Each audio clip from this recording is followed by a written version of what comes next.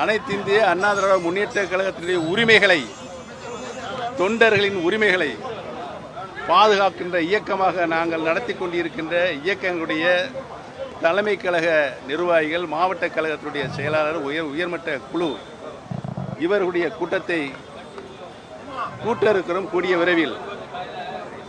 நான் ஏற்கனவே சொன்ன மாதிரி தலைமை கழக நிர்வாகிகள், மாவட்ட கழக செயலாளர், நிர்வாகிகள் அனைவரும் கழகத்தினுடைய தொண்டர்களை கருத்துக்களை, எண்ணங்களை நாம் அடுத்து எடுத்து வைக்கின்ற அடிச்சுவர்களை கேட்டறிந்து எங்களிடம் சொல்வதற்காக நாங்கள் பணித்திருக்கிறோம்.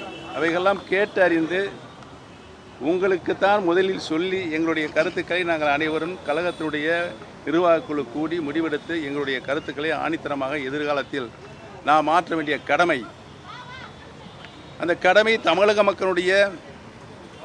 மக்களுடைய நலன்.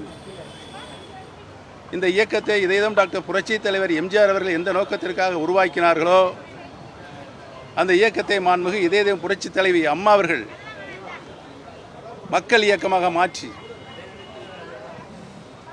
தமிழகத்தில் 50 ஆண்டு கால அரசியல் வரலாற்றின் 30 ஆண்டு காலம் ஆள்கின்ற உரிமையை அனைத்து இந்திய அண்ணா திராவிட முன்னேற்ற கழகம் இந்த இருவரும் மாபெரும் தலைவர்கள் பெற்று தந்தார்களோ அந்த எண்ணத்தின் அடிப்படையில் எங்களுடைய செயல்பாடு, கடமை, பொறுப்பு